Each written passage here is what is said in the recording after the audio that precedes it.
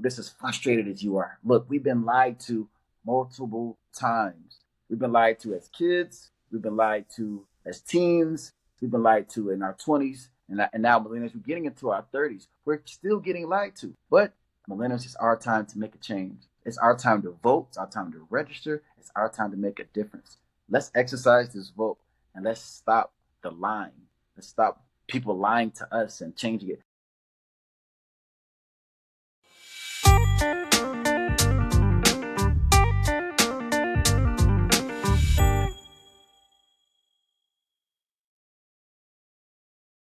Hey Scouts, welcome to another edition of Local Lookout with Bobby and Rodney.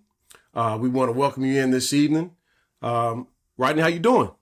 I'm doing good, Bobby. How you doing, brother?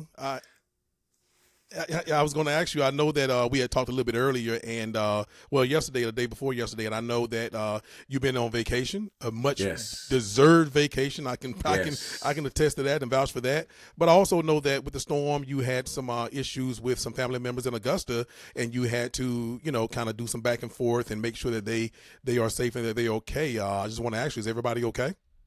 Everybody's okay. Dealing with different issues from the storm. Ironically, on vacation, I was in Mexico last week. We were on a couples trip with 4 great couples. We've gone on these trips with them before. Great group to be with, dealing with something like that. We made the best of it. We actually had the storm hit us on Wednesday.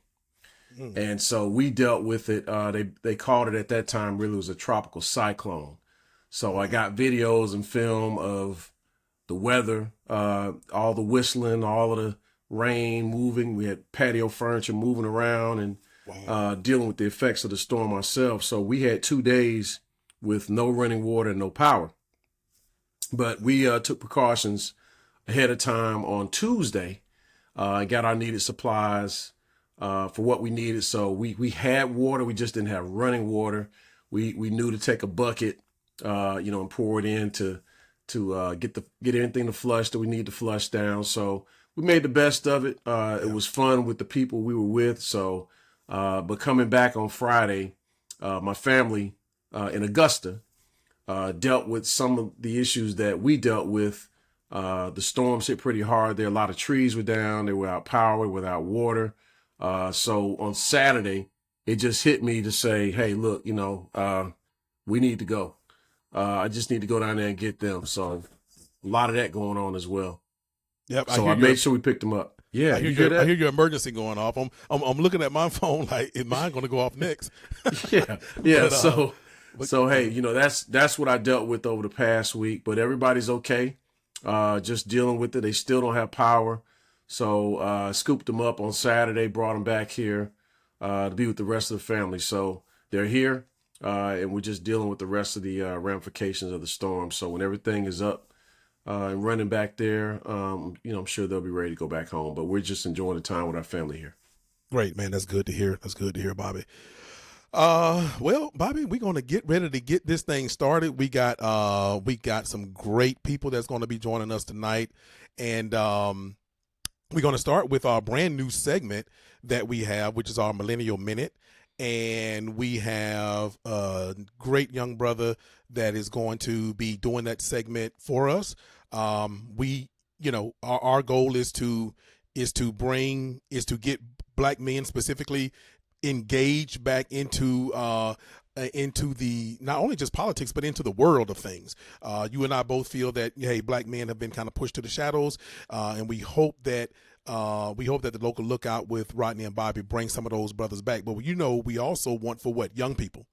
We want to get young people a little bit more engaged, and so we came up with this segment called Millennial Minute. It's going to be more than a minute, but it's called Millennial Minute because we want to give him that minute to do his thing. Anyway, he's our newest contributor. And he is our resident millennial. So when we have some millennial things that we need to talk about or maybe need to ask some questions, we would definitely be bringing him on. His name is LaDavious McNair. He was born and raised in Fayetteville, North Carolina. He's been a Georgia resident for 12 years. a Metro Atlanta resident for 9 years. He graduated from Kennesaw State University in 2017 with a bachelor's degree in communication. And he is a Clay State University. He also graduated from Clay State University in 2021 with a master's in strategic leadership development. He is also currently a doctoral candidate at Clark Atlanta University in the higher educational leadership program. He is a proud U.S. Army veteran and currently a federal employee at the GS12 level. The GS12 level. And he is a very proud member of Phi Beta Sigma Fraternity Incorporated. My brother, go Mob. Go Mob. LaDavious, can you hear us, brother? Yes. Thank you so much. I appreciate you, Bobby. Frat brother from another mother. Rod. Hey, man, we're doing outstanding. Look, it is great to have you on, man. We know that you bring it. Your bio, that's just a paragraph of your bio. We know that you're a young guy out there who's doing some great things. And look, we just want to make sure that we give our young brothers an opportunity. What you got for us today, LaDavious? Man, I got quite a few things. I got quite a few things for you today. Well, look, so again, we have a lot going on in the political world. Like the candidates going back and forth, people talking about them, rumors all over the place, people eating dogs and cats, let them tell it, and people coming over the border and let them tell it. Look, it's a lot. It's a lot to process. And look, So millennials, I get it. You want to go this way because your parents may have said that. You want to go that way because it sounds cool. TikTok talking to you, Instagram talking to you. It's a lot. But let's be clear about a lot of things. A lot of things we just don't know why because we've been misinformed. You've been misinformed. I've been misinformed. The world is misinformed. It's okay to admit it. We have to be real with ourselves. Look, there's a few things I want to talk to you about. We hear a lot about, I hear people on social media. I'm an Instagrammer, big on Instagram. Right. Well, the Democrats, they're doing this. I don't like they're doing that. They're not for black people. I've heard that. Democrats aren't for black people. Well, I disagree. And for example, we talk about the HBCU funding. That's been a hot topic in the political realm today. Well, the Democrats, they don't do this for us. They don't do that for us. And Trump does more for HBCUs. That's a rumor. So let's just talk facts now. I'm not going to say one side versus the other because the facts. They said Jay-Z said men lie, women lie, and numbers don't. Right.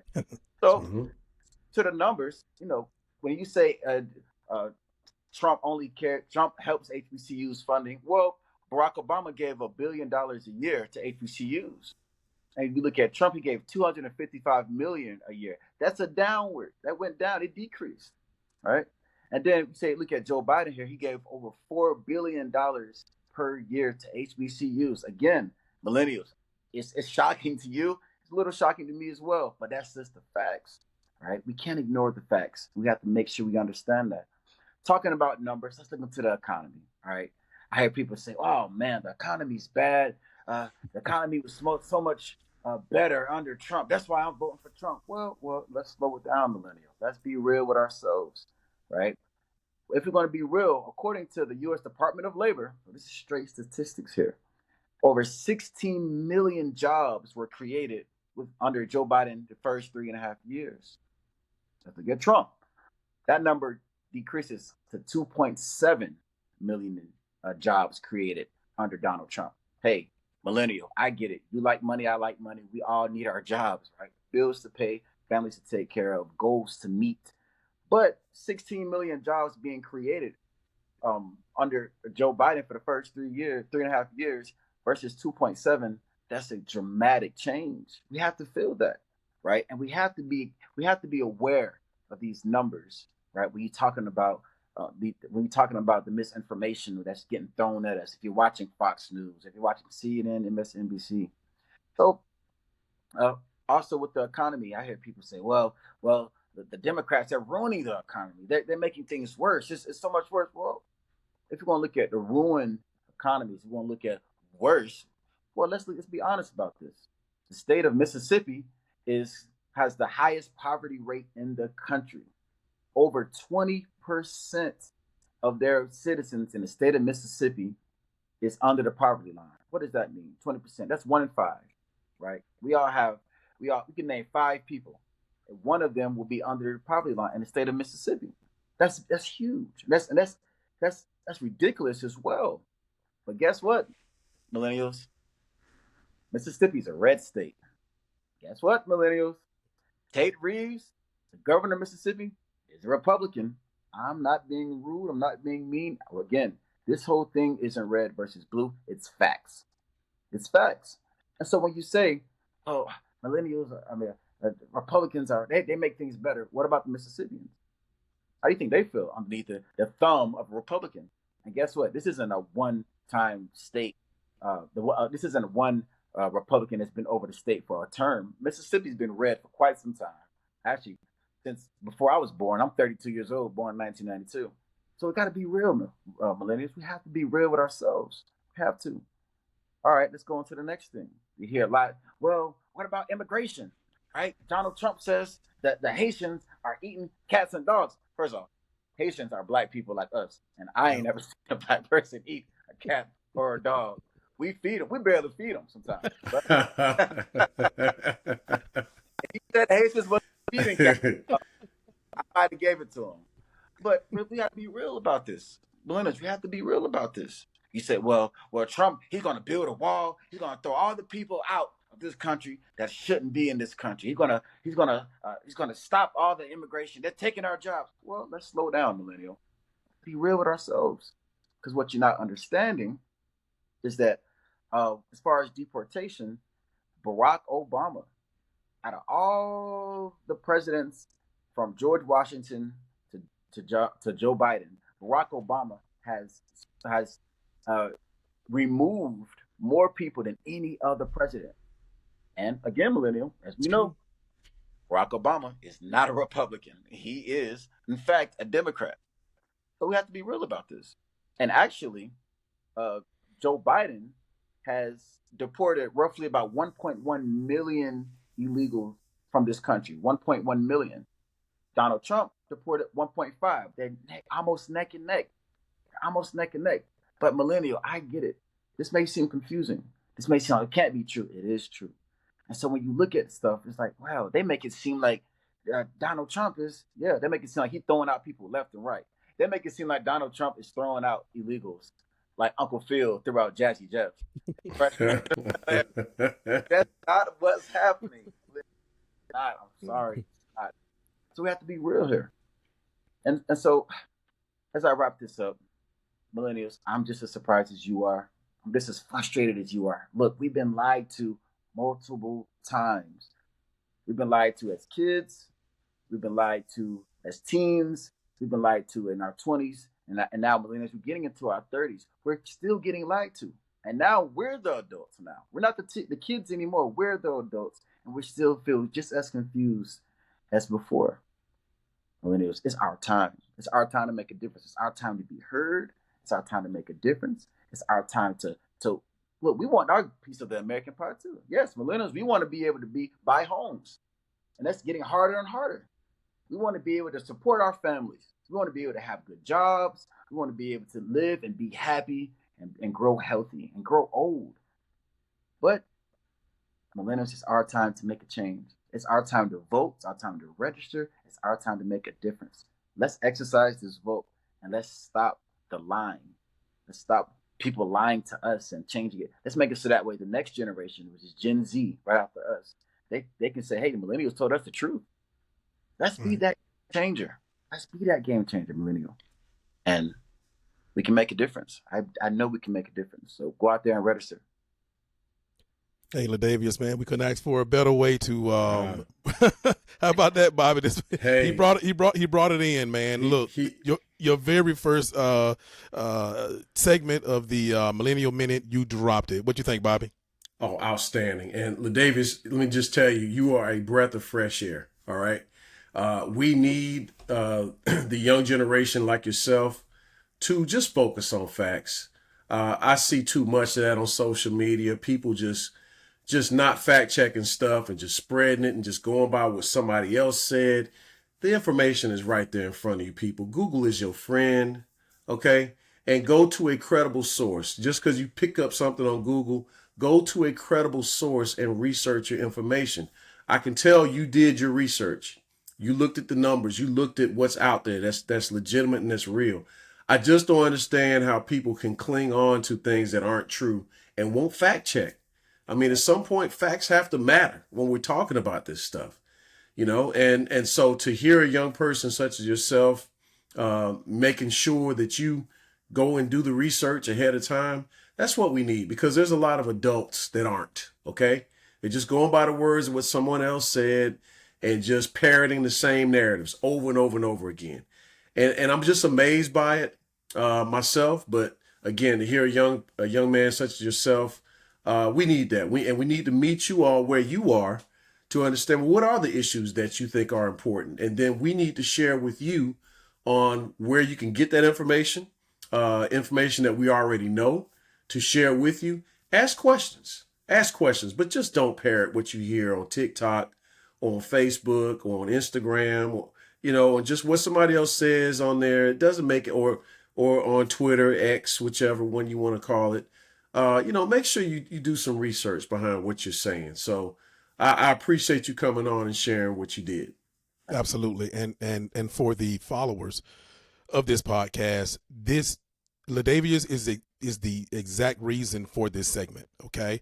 Look, we know that myself and Bobby, we know that we can bring y'all some stuff, but you know what? You get to hear it from somebody who don't have so much of the gray in the beard, who looks a little bit more like y'all, and hopefully you can, absorb what he has to say. No, it won't always be about politics, so don't worry. Like, oh God, it's just another young guy talking politics. No, he is really got the free reins on whatever he want to talk about in his Millennial Minute to bring you guys right now on a monthly basis, but to bring you guys whatever he think that his generation needs to hear, because he is very concerned about y'all's generation, and and so he's gonna bring what he think that you need to hear, having this platform. So LaDavious, we appreciate you, and we look forward to having you back on the Millennial Minute. It's your segment. You are a contributor to the show, so we look forward to having you back next month. Anything you want to say to the people before we get you out of here, LaDavious? I just want to thank both of you again. This platform is going to be a game changer for so many people, and many topics. It's going to be. I think this platform that you guys are creating is going to be a bridge, right? It's going to bridge different generations. It's going to bridge different people, socioeconomic groups. It's going to bridge so many different walks of life. Different mindsets as well. Different organizations. And so, and we need that because, they say a lot of times, our community, people that look like us, when they don't talk, or they don't communicate, they don't want to help each other, they don't build each other up like other communities. Well, platforms like this is showing us the opposite, right? We do talk, we do brainstorm, we do get together, and we do parlay. And I think those things are going to change a lot of things within our community. I definitely appreciate it. Look, BMR, I thank y'all so much for having me. I can't wait to come back on.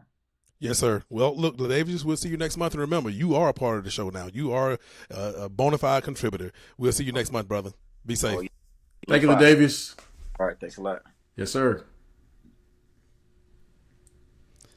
Yes, Bobby. That was definitely, like you said, a breath of fresh air, to quote you. And, it's much needed. It's much needed. I think he's going to bring, a lot to the table for the young people. Bobby, like I said, we got a loaded up show tonight. I know you got a couple of hot topics that you want to get in deep on. So without further ado, we're going to go ahead on and bring in our special guest. Her name is Rachelle Moore. She is a certified licensed practitioner. I hope I got it right. If not, she's going to get it right for me. Okay, Miss Moore, can you hear us? Yes, I can. Great. Yeah, I messed up all those letters, but you got about 10 letters behind your name. So I'm like, I should have probably individually wrote them down. So look, tell us what the LCSW, alphabet soup. Yes. It's licensed clinical social worker. Exactly. Okay. So great. Hey, you just gave me another credential. I'll just So look, Ms. Moore, we are glad to have you on. You're not a stranger to the Black Man's Roundtable. You've been on before on the main podcast, but this is your first time, on the local lookout with Rodney and Bobby. So Bobby, we're glad to have her on today. Absolutely. Welcome, Ms. Moore. We appreciate your contributions today. Looking forward to hearing what you got to say. Well, Yes. thank you. So Ms. Moore, I know that you specialize in improv. So what I wanted you to do today when we talked is I wanted you to not change how you do things, is just kind of improv, and between the three of us, we're going to have a conversation with whatever you lead us on. Oh, great. With mental wellness. Absolutely. Yes, mental wellness. Yes, not to be confused with mental health, which is the way I have experienced mental health in this country. So I'm happy to be able to be spontaneous, which is what improv is. I mean, I'm unscripted, and that's basically what it is. And it's spontaneous and it's creative. So I'm the other millennial that you're having on the show, just so you All right. Claim it. Claim it. That's it. other millennial tonight. Yes, ma'am. I'm also vintage. People talked about old. It's vintage. We're vintage. Good term. Good term. Certain age. People of a Yes. certain age are vintage, like a fine wine or whatever. Gotcha. Exactly. I love this synchronicity too that's happening. Did LaDavious leave? I mean, he's from Fort Bragg, North Carolina. He's from Fayetteville. I was born in Fort Bragg, North Carolina. Okay. I'm GI, government issue. My dad was a lieutenant at the time. And all my life, up until college, I was in a military environment all over the place. Well, that's why you're fitting in so well today, too, because guess what? Bobby's an Army veteran, I'm an Army veteran, and LaDavious an Army veteran. So there you go. That's right. And I did my due diligence when I worked for the VA to get back, because everybody else in my family went straight military. Gotcha. And, pretty much. But I had to do the federal thing with the VA, and I felt like I was giving back. What I love about Rodney asking me to do this is that my heart is in what I do, and I do psychotherapy, with the emphasis on psychotherapy. They probably think I'm psycho as I do therapy, because I do play with it. As he said, improv is one of the methods that I use. It's social therapeutics is a combination of psychology, philosophy, and improv, as in the theater. And I find improv to be the strongest component of social therapeutics, because it's about being in the now and building with what is in the room. It's a totally creative, powerful tool. And it doesn't require any prior knowledge, because you can do it now. I mean, if we look at children at play, for example, or we look at children pre-verbal, we start talking to them. We start speaking English to them. And we don't criticize them for not speaking well, right? They're going goo goo gaga, and we're saying, "Oh, are you hungry? Or did you want to go watch a movie? What is it? Tell me." And they're going goo goo gaga. If we didn't treat them as speakers before they spoke, they'd never speak. So basically, social therapeutics takes that kind of philosophy and approach and wants to apply it all the time to adults, not just babies, not just little kids, but keep supporting everybody to grow. Adults need support to grow too. And one of the tenets of improv is that there's no criticism, no judgment. Everything goes, everything. And you build with it. So whatever's in the room, we build with it. Like we've been doing on this show. I mean, I don't think there was a script, and people were giving, listening, and responding. Nobody criticized anybody. Nobody negated anybody. We supported what we're doing together. And the other thing about it is life really is difficult. And you guys have talked about that, which is why we even have, I think, the Black Man's Roundtable, which makes it so powerful. Life is difficult, and we don't play enough. And play is not frivolous in my world.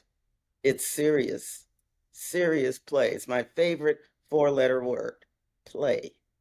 And what it does is it consolidates those people that are playing together. I mean, some of you are probably athletes, you know what it's like with that kind of grouping and how they do what they do together, win or lose. They're consolidated by doing the activity they're doing together. When you do an improv exercise with people, after you have finished that exercise, something has transformed and you don't even know how it happened because it's so quick. It's almost instantaneous. And it doesn't require any prior preparation. So for me, social therapeutics intrigued me because it was the first kind of therapy, and I'd had a lot of therapy before then in the traditional sense, but it was the first therapy that actually was transformative. So I could see the change in me and in other people. And the other thing it does, which I believe in, I believe that we need each other. People need people. And you mentioned earlier, I think, I don't know which one of you said it, but there's a rumor going around that Black people aren't together, that we don't help each other, that we don't talk, blah, blah, blah. That's one of the lies that's perpetrated, in a lot of areas. We wouldn't still be here if we didn't support each other. We would be extinct, like some other folks that are no longer here. We are supporting each other, and we are the majority of people on the planet. So the other reason I like social therapeutics is because it's culturally relevant, but it's relevant. And it's powerful. I mean, I've never been the kind of person that just wanted to be theoretical or techniquey. It's a philosophy that I actually try to live by. I actually tried, because for me, it's a spiritual philosophy too. The transformative part of it is that way. I mean, I'm not the same person that I was before I started practicing this method. And it was taught to me, I guess I could say ironically, by people who don't look like me, whose passion was to help Black people in this country. And it's not like I haven't worked with other Black people who've been doing the same thing, but these were other people from other countries, from, I mean, all over the world that are trying to bring people up that are disenfranchised, that don't have a voice. And they're passionate about it. They're activists, just like you are. That's why I'm so proud of Rodney and how he does his activism. I mean, he doesn't just talk the talk, he walks the walk. And it just warms my heart. It really does. And I mean, I'm loving being on the Black Man's Roundtable. Some of my best friends are Black men. My father was a Black man. Others are Black men. But I'm not joking. I mean, I'm just really in love. And I love being on a platform with 3 Black men and it's me. I mean, that sounds like the title to a movie or something, but it's I mean, I feel privileged to be among you guys because I'm so proud of you guys. And I also believe we're the ones that need to be leading this. And I see you all as leaders. I mean, who needs to lead it but us? I don't want to put this in the hands of anybody else. And social therapeutics actually helps to empower people to do this sort of thing. And it's kind of like a military phrase too. Like we all know that a lot of stuff hasn't gone right, culturally speaking and otherwise. But the Marines always said, if it's not going well, what do? We improvise. And I'm not a Marine. My dad was Army, but I do like that quote from the Marines. We improvise. I think the others said the same thing. Oh, we did. Yeah, I thought so. I thought the Army said, improvise. Bobby knows yeah, improvise. That's right. yeah. That's And right. so my whole mission and passion is to help people with their mental health and to get out of the mental hell that we have been in and can be in again if we're not conscious and intentionally doing something about it. It's not just going to happen. And it takes hard work. A lot of people have died. A lot of people are still dying. to do what you guys are doing. So I just love supporting this because I'm what, a millennial and vintage and Like Bobby um, said, claim it, claim it. yeah, I mean really, Vintage millennial. I'm a vintage There you millennial, go. deep Vintage. Yes. vintage, victorious millennial. That's right. So look, And Ms. Moore, yeah, before we let you get out of here, I do want to just hit on just a couple of things that you said. yeah, Also, I wanted to make sure, like I said, you've been on the main Black Man's Roundtable right. platform, but I definitely wanted for you to be the first of our mental health resident contributors to be on this podcast with the local lookout with Rodney and Bobby. So I wanted you to Oh, be the love first, it. and you are the first. So, but what I wanted to do was to follow up a little bit on how you talked about communication. I picked up on what LaDavious talked about in the Millennial Minute, and I just wanted to add to that people say that we don't communicate, we don't talk to each other, and look, you and LaDavious both said yes, we do, and I'm saying the same thing because you know what, Yes. a lot of people don't even realize where all these phrases that we have, like what's happening, what's going on, those things, those were born out of when we couldn't be seen, two or more of us couldn't be seen talking to each other in the street. So it used to be where when we used to ask the question, when we used to say, what's happening, what's going on, we were really like wanting to know, like, what's happening, what's going on, like Right. who just got lynched, Right. who Right. just got shot or who just got raped or whatever, right? And so we've always communicated with each other. And so I listen to people now say that, well, we need to stop all this code switching and all that. Well, look, I'm not a code switcher. You know me, Ms. Moore. I just say what I say, whether you like it or not. But however, I can respect code switching, which is a form of communication. We've had to do that. We've Oh, yeah. had to do that in order to survive. So we communicate. It's just that they may not know what we're talking about, That's right. but Listen, we know what we're talking about. That's right. So I just wanted to add that on that piece that when you talked about communication, I just wanted to be another third person to say, yes, we do communicate. yes, and you just named the biggest part of history that I had to learn in my recent life, which is that we were brilliant in coding when we learned how to read the Bible, which was the only book they allowed us to read. We Exactly. coded the spirituals. The spirituals were about when we're going and what time and by the light of the moon and all that. It was not all about religion, but it was the only written word that we were allowed to learn. Mm-hmm. And we coded it. I mean, it came way before the Enigma code, Yes. you know. And the Enigma code is considered to be like the most brilliant kind of code ever. But that was what, during Hitler's thing, coding militarily. But we were doing that for our lives. Mm-hmm. Exactly. Spirituals and in front of everybody, we coded. I think it's essential to life that Yeah. we know how to do that. And I didn't know that for many years, and I never liked the spiritual particularly. But when I learned what they were saying historically, I mean, it was a message. The hairdos that we've had with the braids and the tracks going and the designs, they were maps Yes. that people could wear that you could see in front of everybody, but not everybody knew. They were codes to where we were going, what route we were going to take. I mean, It's that's amazing. brilliant.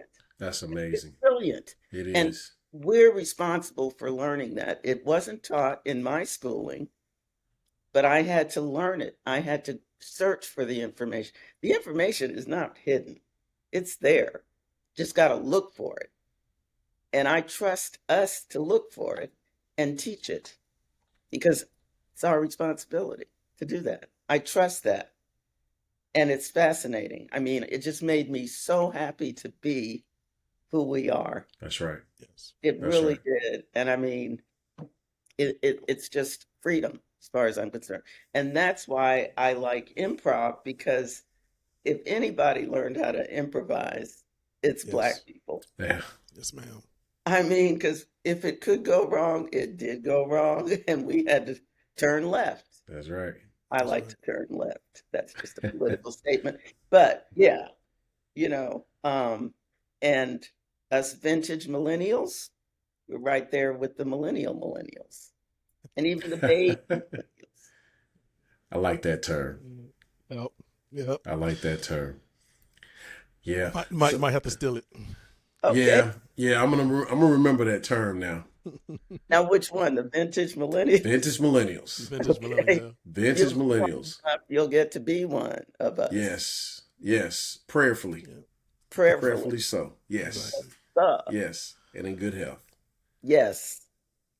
Well, Miss Moore, like I said, you're not a stranger. You can't be a stranger because you're a contributor to this show, and we look forward to having you back. We look forward to having you on all of the Black Man's Roundtable platforms, because you know that two things that are near and dear to my heart, and that is civics, that is people exercising their rights to people died, for us to have a right to vote, but also that mental health is very up there with my priorities and what I think we need to do as people.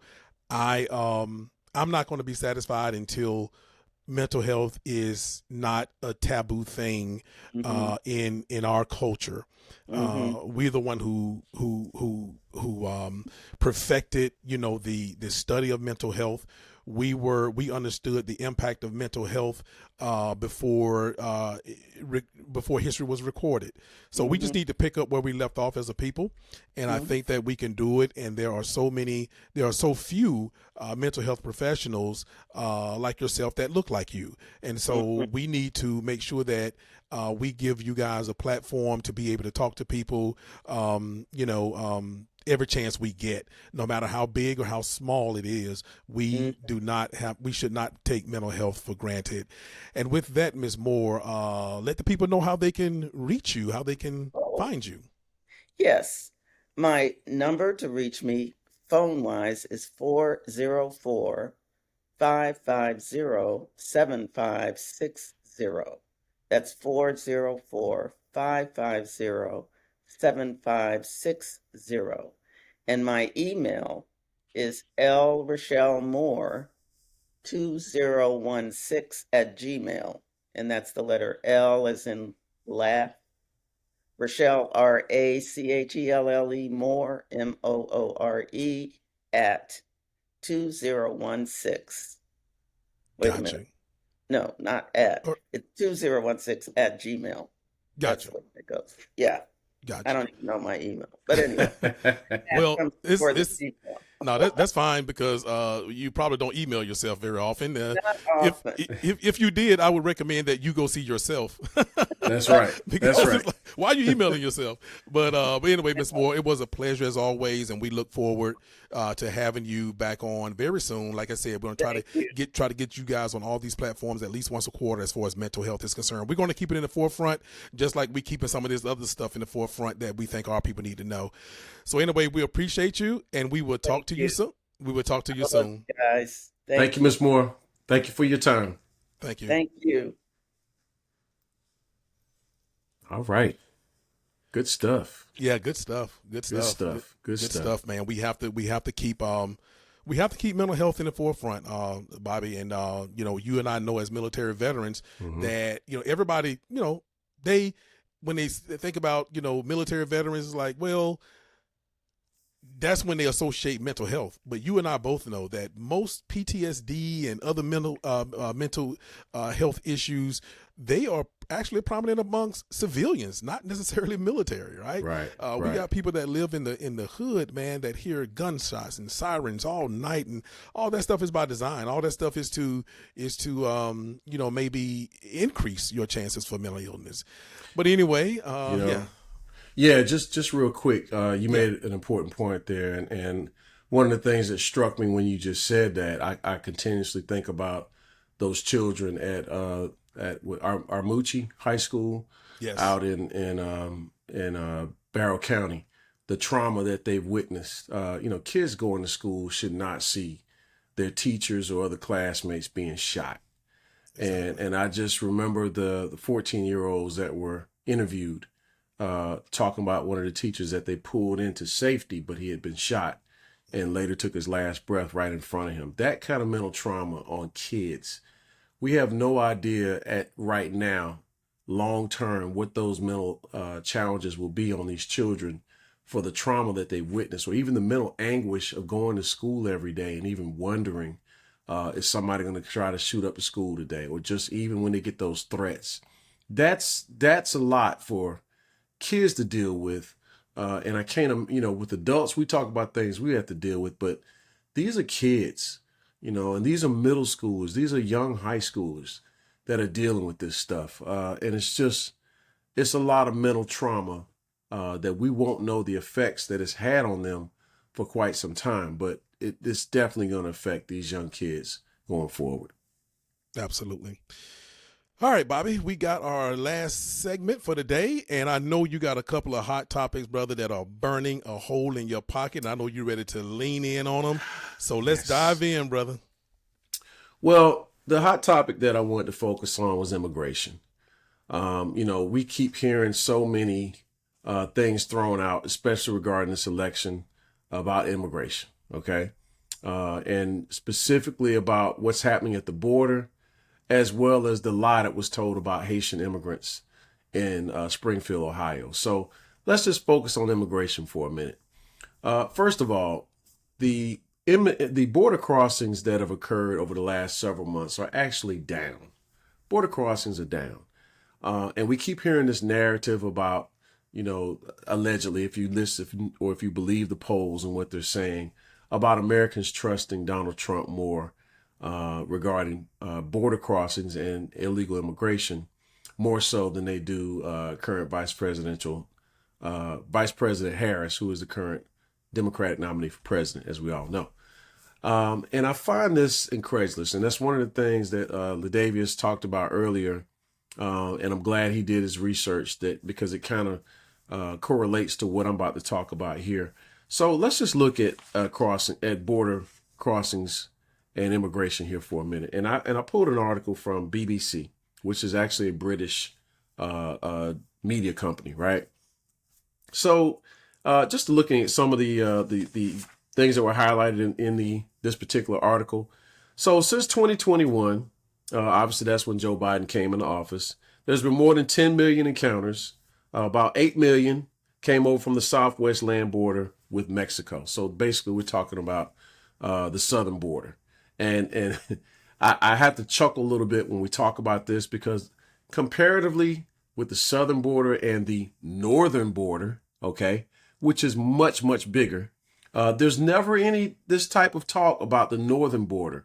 It's always talk about the southern border. And so you have to look and see like, well, why is that? So the majority of the crossings from the southern border are people from Mexico, okay? Just reading the numbers to you. They're from Mexico, all right? But after that, you notice that the trend is majority of people that are seeking to come here are from Central America as well. So it's not just Mexico, it's also Central America. Countries like Venezuela, Honduras, South America, South American countries, where people are looking to come here. Are there those that have criminal records? Yes, there are. There are some. But I find it incredulous that the person talking the most about criminals coming here, pouring into our country, is a criminal himself. Okay? So that's the irony about all of this. So based on what he's been convicted of, he'd have a criminal record too, trying to come in here if he was coming in from the border. So one of the things that I read from Barack Obama's book, A Promised Land, one of the things that stuck out to me about the border itself is that most people come here through legal means of entry, okay? We're talking about cars, boats, planes, ships. They're here by legal ports of entry. That's how the majority of quote unquote illegal immigrants come here, right? Or undocumented immigrants. Most of the undocumented immigrants that come here are people that were here on work visas and their visas expired and they just didn't go back, okay? That's right. So they've contributed to our economy. They've contributed to our nation and what they've done here. Majority of them are not out committing crimes.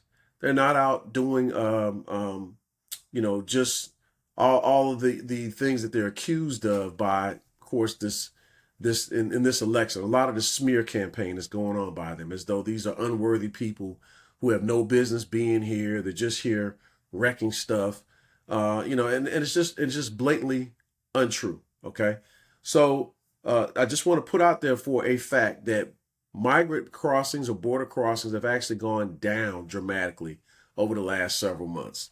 And President Biden did sign an executive order, which basically clamped down on a lot of them being able to handle certain cases, predominantly with asylum cases that usually take a while. That was one of the things that they were trying to address in the border bill. Okay, that basically got derailed thanks to Donald Trump, who wanted something to run on going into his election. We should tell you right there, he's not interested in actually solving a problem. He's only interested in doing something that benefits himself. Okay, so he wrecks the border deal that they had drafted and had agreed to on both sides. So the Democrats basically had a grossly conservative border bill that they agreed to that was derailed. And so when you hear them make this ridiculous point like they did in this particular election campaign, which I can't take a lot of things that they say seriously. And I'm talking about specifically from the Republican side of things, because everything is always the worst. The worst this, the worst that. It's all kabuki theater. It's all meant to scare you. So when we talk about Haitian immigrants, who first of all were recruited to come to Springfield, Ohio, they're here legally. All right, they're here legally, and they are there to work, and they are greatly contributing to the economy there. Are there strains due to other things as far as housing or other services? Yes. Okay. All right. But that doesn't mean that, they need to go back or they're not contributing anything. They're just hanging around doing nothing. No, they're actually working, and they were recruited to go there and work. All right. So when you see a deliberate smear on the Haitian people, and by the way, who look like us, Exactly. and I am one that has talked frequently about why Haiti is not mentioned enough. I've seen those that look like us that base their vote, that are saying they're going to base their vote on what happens in Gaza. With all due respect to what's happening in Gaza, there are atrocities going on there. I am not diminishing what's happening there. I am not diminishing those people that are affected there. All I'm saying is give yourself equal context to the atrocities that are happening in Haiti. It is the poorest country in the Western Hemisphere. Okay? Ask yourself why. Okay? Things that are going on there have been going on not just in the last 5 years. It's been going on for the past several decades. And you have to understand your history about Haiti as being the first quote unquote black country that established its own independence and did it violently. Okay? They fought for it. All right? They wanted it and got it. And we know that all the economic calamities that's been put on them as a result. Okay, and they've been punished for it They've been punished. Yeah, absolutely, absolutely. So to take them and easily try to denigrate that community, specifically people from Haiti, and say that they're eating dogs and pets in Ohio, it's blatantly racist. It's horribly disgusting. Because it makes us look like what? Savages. And yes, I said us, because if you don't understand the African diaspora and understand that our ancestors coming from Africa all came through that area of the Caribbean, they are spread out amongst South America, all throughout the Caribbean, Cuba, Puerto Rico, the list goes on. Okay, if you don't understand that, then you need to research it for yourself and understand why did they choose that racist trope against specifically the people of Haiti, because they know the country is poor. They know there's a lot going on there. So to use that as an immigration issue, again, to just pile it on, knowing that they're blatantly lying about it, it should tell you. It should tell you something right there. I'm just exhausted at times of seeing so much misinformation that's going on out there on social media about immigrants in particular. One more thing, let's harp on this, because LaDavious mentioned this as well. Taking our jobs, okay? By the way, people that come here, They're just looking honestly to make an honest day's living. All That's right. right. And they're taking jobs that most Americans don't want. If you don't believe me, quit your job and say, I want the job that the migrants are taking. See if you'll do that. All right. See if you'll do that. I guarantee you won't. And I don't look down on anybody that's trying to work and feed their family. I don't care if you're the janitor. All right. You are a contributor to this economy. You matter. You serve a purpose. It doesn't mean you have to stay there doing low menial jobs, but I would not look down upon anyone that's coming here for an opportunity, or anyone that is from here that will take whatever job they can to feed their family and to start a family. Okay. They're not driving around in fancy cars. They're just trying to survive. So we need everybody to contribute to make this country what it is and to contribute to our economy. And I just don't like when any race of people is being denigrated like that, but especially ours, because we're an easy target. And you know, Bobby, why Haiti? Why now? You know me, I'll say it in a heartbeat that these things are by design. There Yes. are people in these think tanks, in these rooms, always trying to figure out how to pin us against each other. As far as black people, they are always trying to figure out, how to harm. And why Haiti? Why now? And correct me if I'm wrong, but isn't the current isn't VP Harris, isn't her father Haitian? No, he's Jamaican. He's Jamaican. Okay, He's Jamaican. He's Jamaican, and just like I did, you see, a lot of people do what? They easily confuse that. Yes. They easily, it's just one of those, Black Caribbean islands, right? Mm-hmm. And so why Haiti? Why now? And I want to remind people, and Bobby, I know you remember this, when those immigrants were crossing, to get over into America, I think it was a couple of years ago. It's funny how, not funny,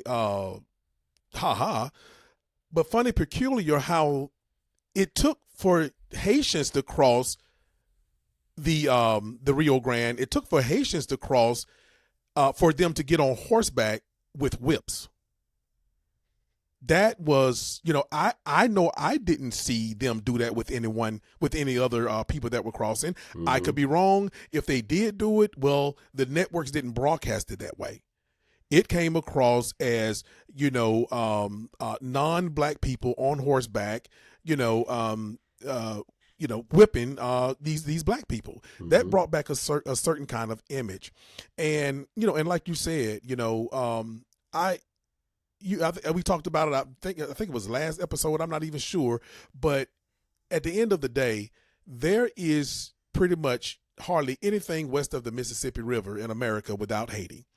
That is where, it is Haiti because of the Louisiana Purchase. Well, yes. There would be no Louisiana Purchase without Haiti. That's correct. So I want for our people to really learn about Haiti, and really what's going on there, and why Haiti, why now. Look, until they open their mouths, you can't tell the difference between us and a Haitian. No. And I just want to let people know, when they started deporting, Chinese Americans and out of this country, there were citizens. There were United States citizens getting kicked out as well. So we really need to think about that. And the last thing I want to make on what you talked about, Bobby, is the jobs. I've said this before and I'll say it again.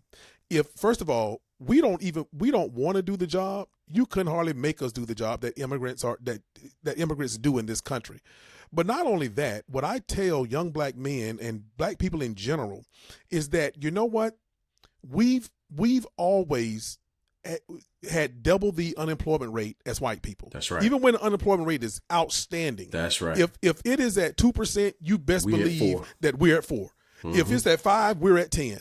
And so guess what? That trend has happened since they've started tracking unemployment rates, and it was happening in the 70s. So what I would ask people is this, is if immigrants are taking our jobs, then why in the 1960s and the 1970s, when there was not an immigrant problem, because, some of our policies didn't hurt some of those countries where people needed to get out of it and flee it. And Bobby, we are both, military veterans, and we know how some of our policies affect the rest of the world. But in the 1960s, 1970s, we didn't have an immigration problem. But why was our unemployment rate still double that of whites? So don't fall for the okie doke. Right. Those people are not taking our jobs. They're not taking anything from you. It's just an old trope or an old scheme that works, and that is to pin people against each other who have limited resources. And so don't fall for the okie doke. They're not taking our jobs. We've always been double the unemployment rate of white people. And now explain that to somebody in the 1950s, 60s, and 70s when there wasn't an immigration problem.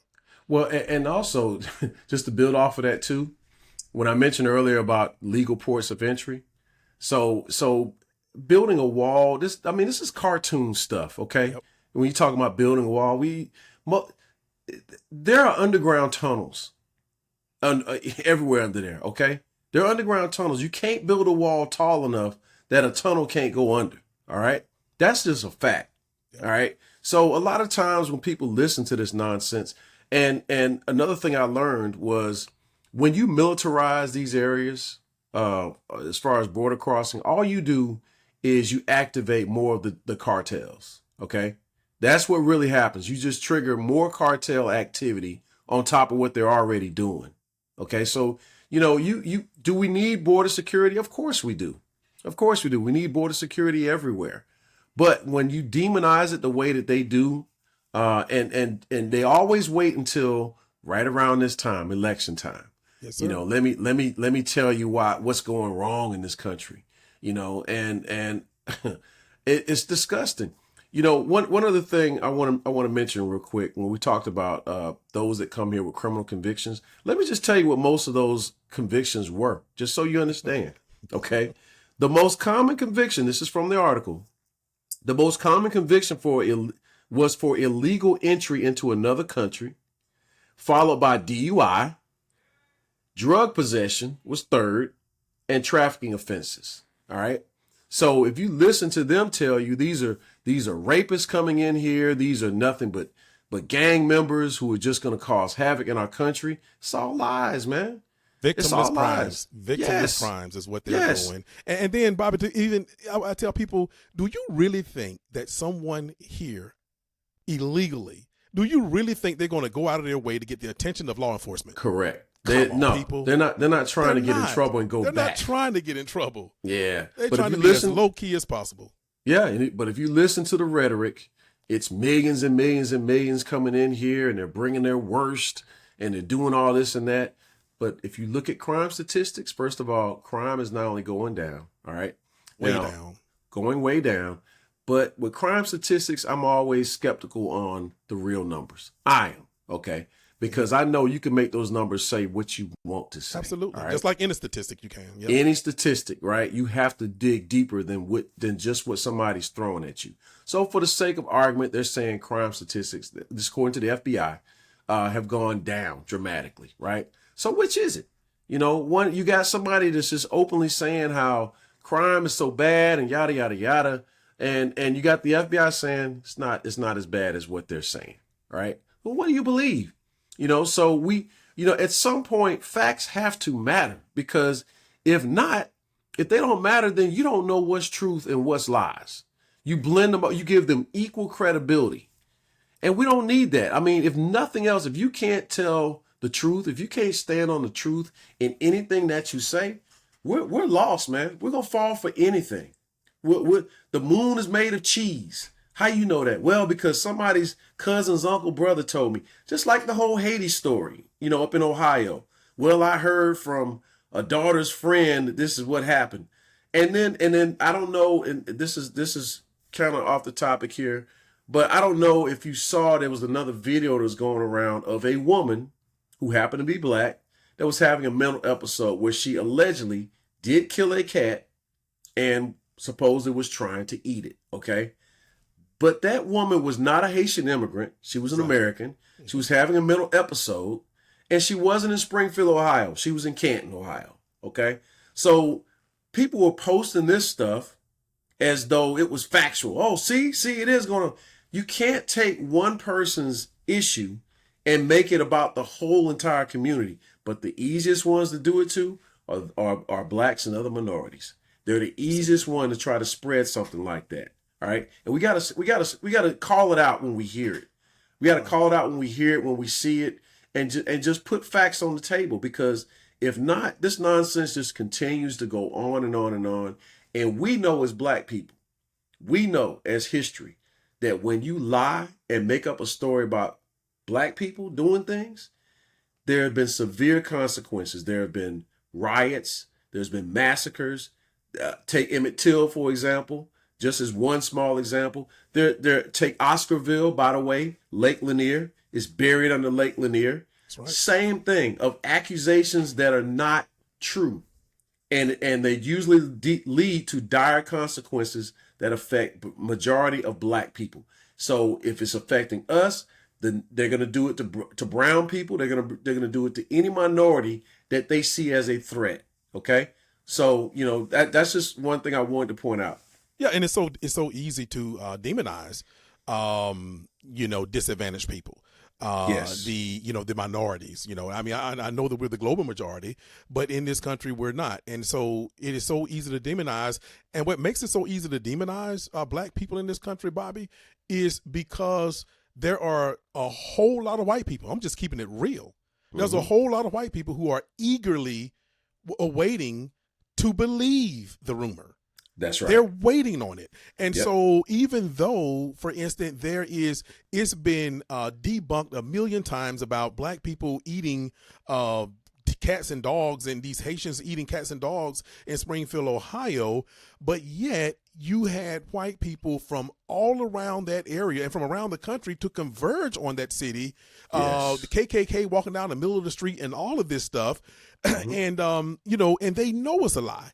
But, you knew it was a lie back then when you said that Emmett Till was smiling at this white woman. That's right. Know that it was a lie when you talked about in the elevator some black guy looking at some white woman in Tulsa, Oklahoma, during the Tulsa massacre. So there are people who are eagerly waiting to pounce on a lie, especially about black people. But it's a different age, it's a different day, and you might F around and find out. But I'll tell you this, Bobby, too, is that from a reliable source. I have not had a chance because I think I just heard it yesterday. There is from a reliable source, I heard about this what is it? It's a festival. It's a roadkill festival that happens in Kentucky. You've heard about that? In West Virginia, in West Virginia, there's a roadkill festival. I think it's been going on for a while, where these people have an entire festival about cooking up roadkill, like we do some, like we do collard greens or something. They out there cooking them up, and so but look, you don't hear the mainstream media or you don't even hear us. We just look at it as, well, I guess that's what they do. Right. And we just keep it moving. We don't want to kill you because you eating roadkill. We don't. If that's what you want to do, then you go right ahead and do it. So to me, if that is a true thing, and like you said, you think you've heard something about it as well, and I'll definitely research it as well as I know you will. But because it's so fresh to me, but that proves right there that this is not a political thing. This is a people thing, because we don't care what you eat. We don't care about that festival. There'll be some black people make some memes out of it, but but other than that, that's about as far as we go. It's like, okay, whatever. But we're not going to start getting the torches and the the switchblades and going down the street trying to kill every black person that we see. No, and we're not even going to give you're not even going to give us a chance to open our mouth to see whether to hear whether you may think we're Haitian or not, because you just want to kill somebody in the first place or hurt somebody or harm somebody. That's right. Yes, that's sir. right. Yeah. So, I mean, that's, I think we've done a good job of touching on some of these lies and the ramifications as well of the lies in Springfield, Ohio, shutting down government offices, schools have been shut down. It's just ridiculous, and just a lot of the chaos that occurs from spreading a blatant lie. When J.D. Vance says, well, if I got to make up a story to get the media to pay attention to it, I mean, come on, man. What are we doing here? I can't take anyone serious anymore that thinks that like the other side is really trying to run a serious presidential campaign to actually solve America's problems. No, they're not the same. They're not the same. You're asking one to explain chapter and verse on everything she proposes, but you got someone else that you ask a direct question. It can't explain anything. I don't know if you saw, and maybe you did, the video about the question was asked from a female in, I don't know what state it was up in the Rust Belt, specifically about, keeping manufacturing here and building cars here in America. What would you do to stop that? And he rambled on about winning man of the year, never answered the question. I mean, just, you're not a serious person, man, running for office. And from what I understand, Bobby, that winning man of the year thing in the 80s, or whatever he said, in the 70s or 80s or something, it was totally made up from what I understand. It's not even a thing. He just pulled it out of the blue. These people are totally unserious. Yes. Yes, you're not. It's not a serious campaign. He's just trying to stay out of jail. Yeah. Okay, let's just be real about it. So that's all, man. And I really just wish people after this is over with, and hopefully the election goes the way that I hope it goes. I seriously, man, there needs to be a coming of really people just understanding politics better about how our government works. There's always a conspiracy theory now because people don't understand how things work. So you're just relying on conspiracy theories about everything.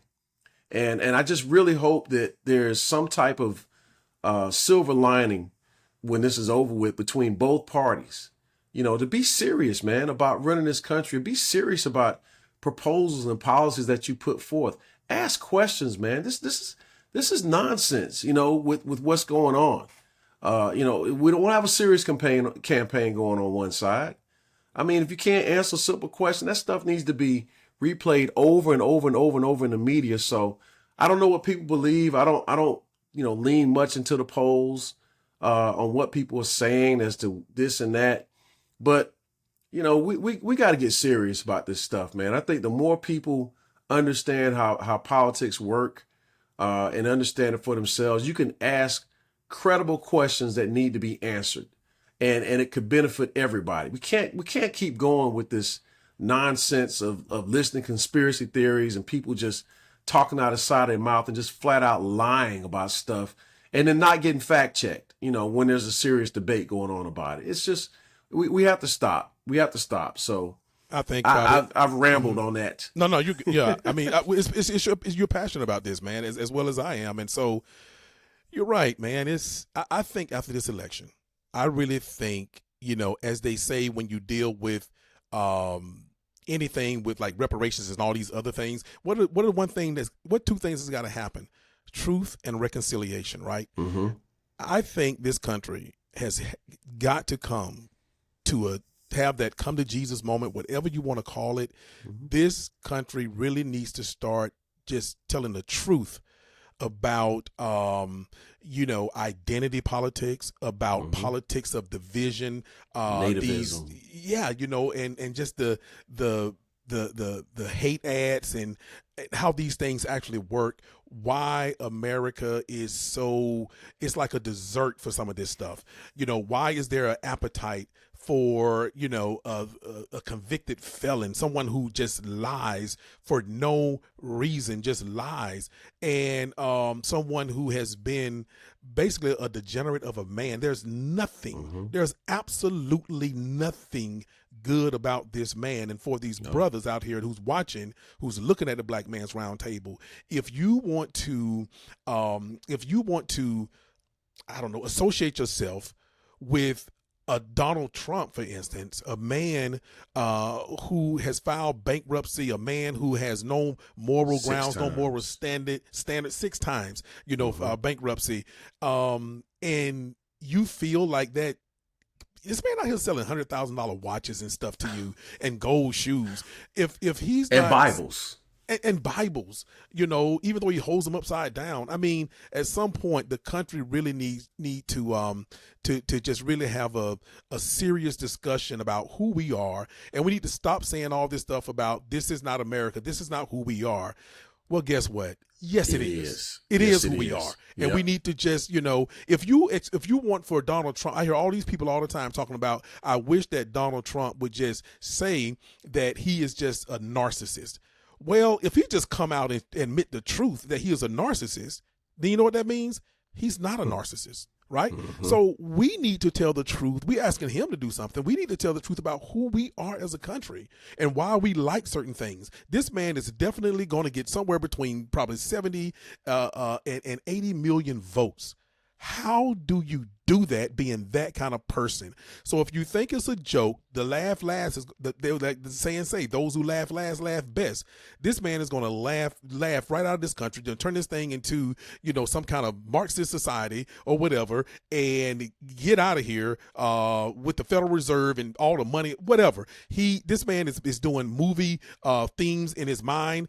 He thinks he's some kind of movie star. I don't know what. Now he's talking about, purging, doing the purge and having the cops just go out and just beat the crap out of people just for an hour, and the word will spread. I mean, come on, people. This man is not serious. And if you look, I don't try to tell anybody how to vote. I don't try to tell anybody any of that stuff. There's a lot of things that I don't agree with on both sides, right? Mm-hmm, I think that, people have been taken for granted on both sides of the aisle, on all sides of the aisle. But at the end of the day, this is a degenerate of a man. This man is weird.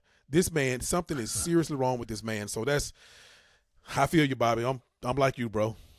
Yeah, it's. I tell you, I'll save it for the next time. I'll say what I'll say. For exactly. The next time. So, because we'll go on and on. But anyway, Bobby, man, go ahead on and wrap it up for us, brother. Well, you want to talk about wrapping up politics, or we want to talk about local stuff? Oh yeah, I forgot. I gotta ask you about these. I gotta ask you about these Atlanta Falcons. So you and I are both diehard, lifelong Atlanta Falcons fans. So and I always say I think that's why we're humble, because we know not to go above too much. Exactly. We've been through a lot. And but of course, they are at home, against these Tampa Bay Buccaneers in Mercedes-Benz Stadium. What do you think is going to happen, brother? Well, offensively, we need to wake up. I think we need to realize that you need to pound the ball. You need to run the ball with Algiers and Robinson. You need to be able to figure out some kind of way to make them both effective in this offense. Passing wise, we won a game last week against the Saints without scoring a touchdown from offense. We won it with our defense. I think our defense is better than we anticipated, perhaps. I was hopeful, but I'm seeing results on the field. So we've got to get pressure on Baker Mayfield, got to get some good play out of our defensive line, make some plays in the backfield. So far, I like what I see. But, we got to be able to move the ball better on offense. You're paying a guy $50 million to not turn the ball over. And so far, he's turned the ball over too much to my liking. Yeah. And if we can use those running backs effectively, it would really open up a whole lot on offense. I understand, what they want to do with Bijan Robinson. I got it. But look, every time Tyler Algier get in there, man, I'm smiling from ear to ear. Use them for what the strength that they have. We've had this before. We've had this going all the way back with I believe we had TJ Ducking and Work done on the field at the same time. Sure did. We had what's his name? William the brother Andrews from Florida. And Kane. Yeah, and then recently we had I can't remember the brother from Florida. He gave us like 2 or 3 years of from Florida State, I think. In Florida. Yeah. Oh, you talking about Freeman? You talking about Freeman? We had Freeman and Coleman. Yes, remember we had Freeman and Coleman, and we utilized them. So Atlanta should be used to knowing how to utilize a two running back system. I think if we get that down, I really do think that we can we can really fix our offense and everything. So I'm actually one that's not surprised about the defense. Actually, I thought the defense was going to be a little bit better than what it is, and I believe it will be. I believe the defense will be where I thought it was going to be, like on week 2. I think by week 5, definitely by week 6, that I believe the defense will be everywhere where I think is at. So I'm looking forward to it, man. And looking forward to that. And so just for you guys know out there, we are definitely Falcon fans. So I want to ask you real quick, segue to UGA. UGA and Alabama played last week. Just got in from, again, like I mentioned before, about bringing some of my relatives back from Augusta. So I got back in a little after kickoff had already started, and I was just sitting there stewing for the first half. Just like, this is not happening. I just don't understand what's going on with us in Alabama. The one victory was the most important one that we got, which was in the national championship. Yeah. But we've had all these heartbreaker type games. But the comeback was great. The funny thing about it was, I'm sitting there as things are happening, and I'm just looking at the score. And at the time, I was just thinking, make the score respectable, because I just didn't see us. Right. We just weren't playing well. And then I just started looking at the clock and looking at, the score a little closer. And then I realized, like, we stop them here, we get the ball back, we could actually take the lead. That's exactly what happened. And then, we throw the bomb, and I'm just like, we might steal this thing. And then, of course, basically the next offensive play later from Alabama, the kid Ryan Williams is ridiculously good. That kid is magnificent. That play is that's not an ordinary play. Yeah. That many receivers can make, and he's special. He's special. That young man was playing on Friday night just a few weeks ago. So he reclassified. He was actually supposed to be a senior in high school now.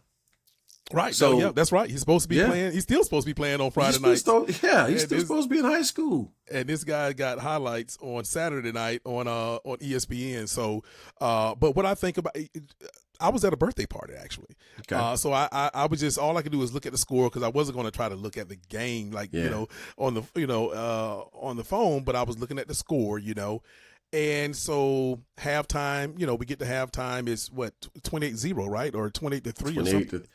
Or at halftime, 28-3, 28-7. I can't something remember. Like that. And so, but anyway, I when it was down 28-0, I think I remember telling my wife, I was like, she's big time UGA as well, and I'm like, well, I'm about to go in the half. I said, she said, well, what do you think going to happen? I said, I don't know. I said, I'm not able to, since I'm not watching it, I don't know how physical. I don't know what's happening. All I see is scores. I said, but they probably, this is no lie, Bobby, I said, it's UGA. I've been UGA fan just as long as I've been a Falcon fan, basically since I've known myself. Me too. And I'm like, you know what? They're gonna probably just come back. I said, it's gonna be 2 halves. I said, that's probably what's gonna happen. I said, but they're gonna come in on the short end, because they've let a good team get too far. But I told her it's going to be a very respectable. I told her I believe that it's going to be a very respectable loss. And then after the party and stuff, and I'm looking at stuff, and I'm like, wow, that's a shame in a way. It's kind of it's like. First of all, that lets me know I'm literally a true UGA fan. Right. I wasn't watching the game and knew exactly what was going to happen. Yeah. But also, that's a doggone shame that Georgia be playing around too much, man. What is wrong with them in the first? I mean, their coaches make the best second half adjustments in the world, and I just don't get it. But I think hopefully they have learned their lesson. Or whatever they need to do, because they got an atrocious schedule, and I see them maybe dropping one more or whatever, but I see them getting in the playoffs, and I see them doing what Georgia do. So I hear you on them being a second half team. So we'll see going forward. I hope they can draw strength from that game. I'm not into moral victories, but if that's what you can draw strength on, because you're going to be tested again, especially with our schedule on the road, especially at Texas, Ole Miss. You got Tennessee at home. Again, I don't fear anybody who we play. I respect who we play, but I know Georgia can win all of those games. So we'll see what happens the rest of the way. All right, Bobby, look, enjoy the game, man. You want to do the show wrap up? Yeah, I do. One thing I want to basically recognize, we've lost recently some big names. Yes, sir. We lost in the sports world. We lost Eugene Mercury Morris. We lost Dikembe Mutombo, a man who I always said was a better person than he was a basketball player. Yes, sir. The work that he was doing in the Congo with building hospitals is just, it's incredible. Great man. Nothing but good things anybody has ever said about him. And so Dikembe Mutombo, I definitely want to give you your flowers. And then we lost Pete Rose. Yep. So, there's a lot of people saying now, well, should he be in the Hall of Fame or not? I'll leave that up to other people. I've always said that Pete Rose was never going into the Hall of Fame while he was alive. Absolutely. They were going to make a point that if he goes in, he'll never be alive to see it. So we'll see what happens going forward. And then we lost recently the TV dad that John Amos, yeah, that everybody as a black child grew up, and still probably to this day you say, who was the best TV dad that you can recall? John Amos, as on James Evans on Good Times. So his way was definitely the way many of us envisioned or had our fathers be growing up. No nonsense, not playing, but looking out for the family. That didn't, so hats off, flowers to John Amos as well. Look at who we've lost this year, man. You think about Carl Weathers and people don't want to mention O.J. Simpson, but we lost O.J. Simpson. Simpson, absolutely. So there have been some huge names. And also this week we lost Chris Christopherson. Chris Christopherson. Yeah, we lost him. He was like a trifecta guy. He was an actor, singer, and stuff. So there are a lot of big names this year. So we need to celebrate people while they're here, give them their flowers. Celebrate them while they're here. So we just want to. I just want to acknowledge, and how can I forget Tito Jackson? Okay. Yep. Founding member of the Jackson 5. So, so Tito, hey man, thank you for your contributions musically to the world. Of course we know Michael, what he did, but hey, you in the background, you did your part. You did your part musically for entertaining the world. So thank you, Tito Jackson, as well. Absolutely, those are our ancestors. Yes. All right. So look, catch the local lookout with Rodney and Bobby the first Thursday of the month at 7 p.m. Eastern time. And until next time, we'll be on the lookout. Peace. Holla at your scouts. Don't forget to check us out on Spotify or wherever you get your podcasts. Do you have show ideas or want to be on the show? Shoot us an email at blackmansroundtable@gmail.com. And please follow us on Facebook. 1